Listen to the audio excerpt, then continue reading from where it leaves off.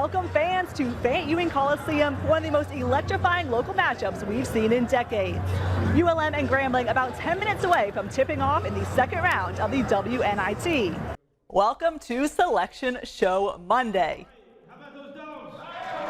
That's right, fans. How about those dogs indeed? For the third time in the last 4 seasons, Louisiana Tech hearing its name called for a ticket to the NCAA Regionals. That's right, Aaron, and as you can hear behind me, fans are fired up for the Panthers' 12th appearance in the semifinals as they welcome in the Wildcats.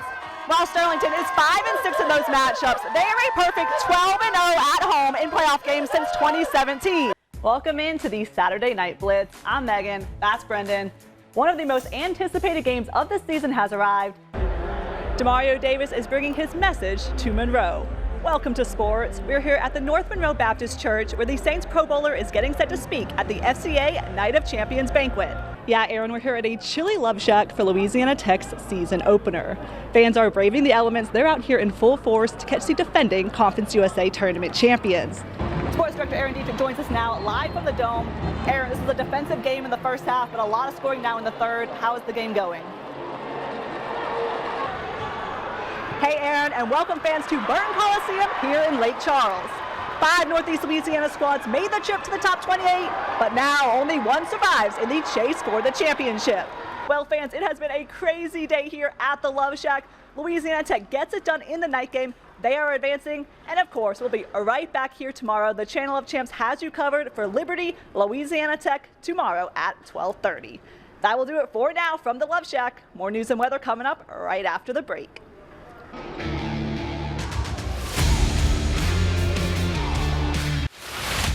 Just one pitch, just one at bat, one hitter, just trying to get everybody out in order. 2-2, 2 out, man on first. Country Shohei, the game-winning home run in the bottom of the 8th, and then the save in the 9th for the Bulldogs. Ethan Bates, Country Shohei, Mr. Utility. Whatever you want to call him, there is no denying he is one of the best two-way players in the country. And now, the nation is taking notice. Last week, Bates became the first player in Louisiana Tech history to have his name on the Golden Spikes Award watch list, which is presented annually to the best amateur baseball player in the country. It's pretty cool just knowing that your name's going to be etched into that record book for a really long time. And I mean, unless somebody comes along and does it here soon. But it's really special just to know that I'm the only person that's done it so far. It's awesome just to be part of it, but really kind of like a shock that you actually see yourself on that. What's shocking are the numbers Bates is putting up this season. On the mound, his 10 saves are the most by any closer in the country, and he's the only Bulldog ever to record 10 saves in 2 seasons. And at the plate, Ethan Bates delivers. Country Shohei with a big shot to right. Bates ranks in the top 15 in Division I baseball in doubles and RBIs, and he is the toughest player to strike out by a wide margin. How about this? Only 4 Ks in 141 at-bats. So, what's the secret to his 2-strike approach? Really, don't strike out, honestly. Just try to put something in play, because I mean, better things happen when the ball's in play than when you strike out. Like the first inning of the last game on Sunday, put a ball in play, they make an error, and we score a run. Really, that's just the objective. While Bates isn't one to boast about the type of player he is. I don't know. Guess kind of just play hard and just try to do the little things right. Don't try to do too much. He's letting the record books do it for him as he reflects on the historic season he's putting together. I have a little bit. I mean, already being able to get the amount of saves that I did last year and already beating what I did with doubles last year really just reminds me that you just got to keep going and try to do more and just be here and help the team out. Bates is definitely doing his part as Louisiana Tech is tied for second in the Conference USA standings at 6-3. And as his collegiate baseball career winds to a close, Bates is soaking in every moment of this magical ride. It's been special. I mean, it's my last year and I've really tried to soak it all in and just be the best that I can be. Really, because it is my last year of being here and being able to play in college, and just trying to make it the best I can be. Welcome to sports. While many kids are hustling out to the diamond this summer, it's easy to forget about the blues behind the plate. For one local umpire, it's a game 42 years in the making. Ready to play ball? Well, good luck to you. Good luck to you. Good luck, buddy. Thank you. And put them on the field. We're ready to go. All right, let's go. While most people long to put their toes in the sand this time of year, Lori White just wants her softball shoes planted in the dirt. Yeah, I almost got married on the ball field. I actually met my husband on the softball field. As a matter of fact, we called a high school football game the night before we got married. I've been around it all my life, and I have just loved it. So yes, being out here is like second home. Batter up! White is a staple at Saul Adler Field, umpiring her first game at age 18 and still calling balls and strikes 4 decades later. Here we go, play ball! Miss Lori has been here for a long time. She's been here for 40 years. That is a long, really long time. Hit the ball, so come on. Once I started umpiring, I kind of like found my niche. We have time. I'm umpiring like some 4th generations out here so far. I've done mamas and grandmas and great-grandmas. And I can tell you every time I do this, it brings a tear to my eye because I know it's some of the last time I'll see some of these kids on this field. Now 60 years old, Foul ball! White signals one reason why she is still so passionate about umpiring. Honestly, you don't see them right now, but it's every last one of these little kids that are out here. Not only do I umpire, is I might have to change somebody's batting stance, or I might have to tie somebody's shoe, and I'll do it because these kids are what it's all about right here, these 6, 7, and 8-year-old kids. Current and former sluggers agree. Foul ball! Miss Lori is the blue they want to see behind the plate. She has been our sweet umpire for so long. I'm so glad that we have her. I love Miss Lori so much. I think she has a good connection. She knows how to make us all feel good, and she just makes us all love softball. 1, 2, 3, softball! Even the tougher critics, the coaches, rally to get her. So we have the batters out. We have the runner at second was out. That runner is safe because she tagged up. 2 away. I love having Lori as an umpire. Some of the calls, I could go against, but I respect her job. I wouldn't want it. She's got a lot of parents in the stands that she's got to deal with too, not just the kids. And she does it. She does it the best she can and does a really good job at it. It's the only time I'm ever hugging an umpire. That is up. 2 away. While White has called her last out in season 42, she is already pumped up for another year. Every year when I get the call and say, hey, it's time, you're going to come out and do my umpiring, it's like the best day of the year. I'm looking for it in February. It's just a family thing, and I feel like I'm a part of every one of these kids' families. When the time comes to lace up her softball cleats for the final time, White knows it will be her hardest call to make.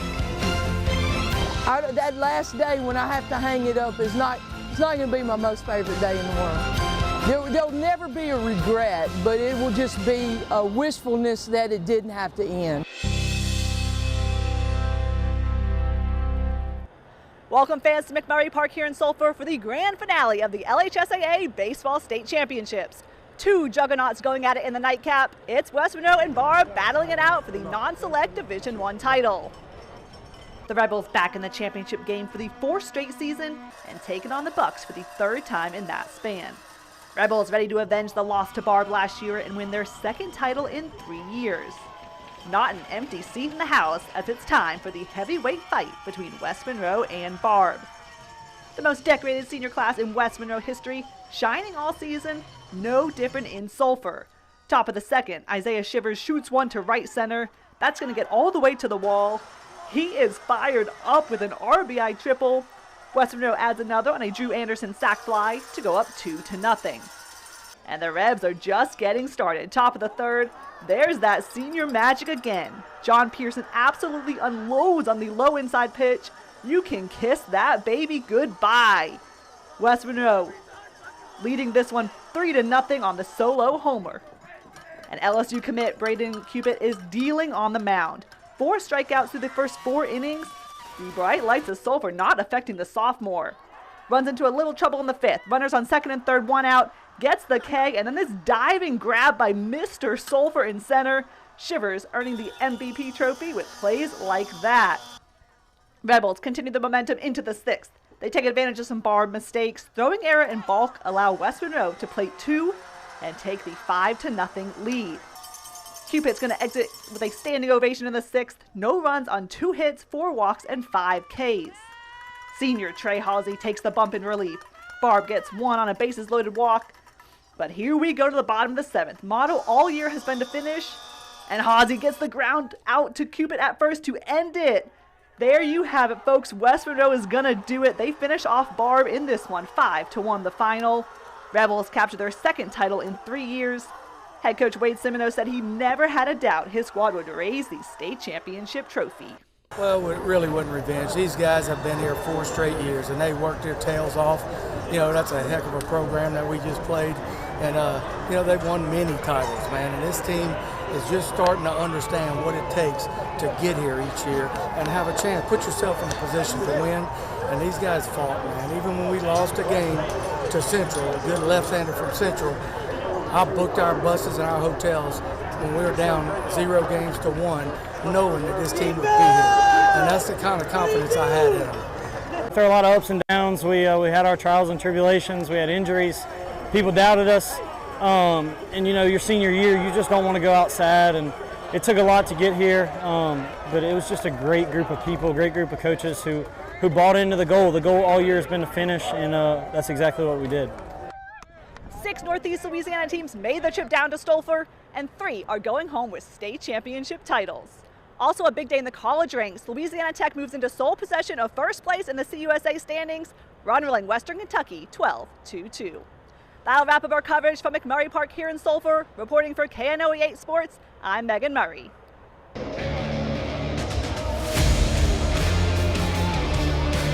Right now, KNOE 8 Sports named the best sportscast 3 of the last 4 years from the Louisiana Sports Writers Association.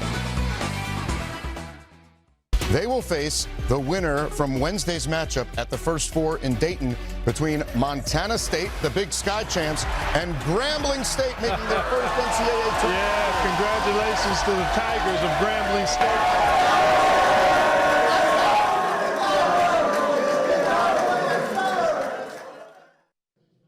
For the first time in program history, Grambling is going to the big dance.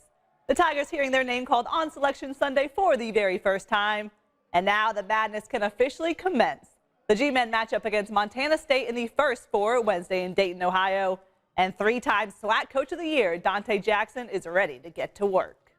It's just an overwhelming feeling because you work so hard and you put so much into these guys, and these guys put so much into their craft of being a basketball player, being a student athlete, and just see it all culminate at that one time was just amazing, especially after losing by 3 points in the championship game last year. It was just an incredible feeling.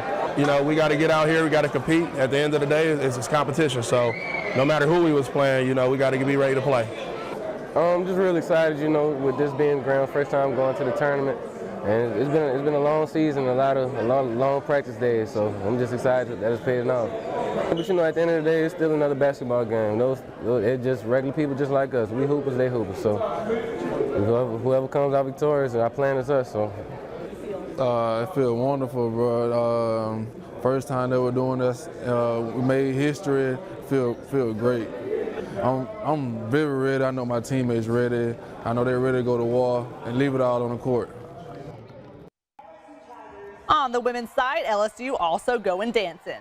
The Tigers earned the 3 seed and will open the tournament in the PMAC against 14 seed Rice. This will be the third straight year that LSU hosted a regional. They opened last year with wins against Hawaii and Michigan, en route to eventually winning their first ever national championship. The Tigers have moved on from their SEC championship loss against South Carolina, and now they're ready for what comes next, which is taking care of business at home. Well, it's important because it's really a reward for your year. It's a reward for what you've done, your entire body of work. And then I think it's important that our fans get to see us potentially 2 more games. And I know that our atmosphere will be, there won't be any better in the country. It'll be as good as anywhere in the country as far as atmosphere. Certainly you'd rather play on your home court than be on the road. So after the first and second rounds, those of us who get to host will then go potentially try to win 2 more on the road. Other Northeast Louisiana teams also brought the heat this season, so just let the good times keep on rolling. In her first season, Missy Bilderbeck leading ULM to its first postseason appearance since 1994. The Warhawks earn a berth to the WNIT. And they're not the only ones. Year 1 under Grambling head coach Courtney Simmons, she leads the Tigers to their first 20-win season since 2002-03, and they earned the automatic SWAC qualifier to the WNIT. Lots of schedule changes on the diamond this weekend with the rain. Dogs series finale against Northwestern State pushed back 90 minutes, but there was still Sunday baseball at the Love Shack. Louisiana Tech looking to break out the brooms and sweep the series over the Demons. Head coach Lane Burroughs must have sent a message to his dogs after dropping 5 of 6 games before this weekend. Tech right back to its winning ways with 2 straight. Big reason has been Dalton Davis's production at the plate. 5 for 8 in the first 2 games. Make that 6 for 9. Bottom of the first, Davis goes yard, his 4th homer of the season of the 2-run variety. Davis must have called his shot, points to the crowd, says, "Yep, I told you." Tech strikes first up 2-0. Some fans in green today, and it takes the luck of the Irish to hit back-to-back jacks. While the Dogs find the pot of gold, Ethan Bates follows it up, moonshot into the kennel in right. Also his 4th home run of the season, 30th RBI. Dogs jump ahead 3-0 in the first inning. Let's go to the top of the second. Burraway for the Demons. He is going to answer, though, with one of his own. That's a solo shot, his first of the season. Northwestern State does cut into the lead 3-1. But Demon fans, they weren't cheering for long. Bottom of the frame, Cole McConnell shoots it up the middle. Give him 30 RBIs on the season, 3 for 5 day. Lead back out to 3. And we are just getting started. Bates back again, hungry for more. Pulls it through the 3-4 hole. McConnell comes around to score one of his 4 runs of the game. And keep on smiling, Bulldog Nation, because it's George Corona's turn. Lifts one off the wall and left. That's an RBI double. Dogs score 5 runs in the second to go up 8-1. And just some gaudy numbers at the plate. Corona 4 for 5 with 3 bibbies. Davis 5 for 6, 4 runs batted in and 3 runs scored. Louisiana Tech secures the series sweep over Northwestern State 15-5. On the softball diamond, Louisiana Tech not having the same luck. They dropped the series finale against Middle Tennessee. Still win the series, though, 5-1. Over on SEC baseball, LSU, not what fans were expecting. Mississippi State run rules them in this one, 15-5. Lady Tigers also dropped their first game of the season. Louisiana Tech fans, though, they might love that score. The Diamond Dogs head to Baton Rouge Tuesday to take on the Tigers. That's your look at sports. We'll be right back.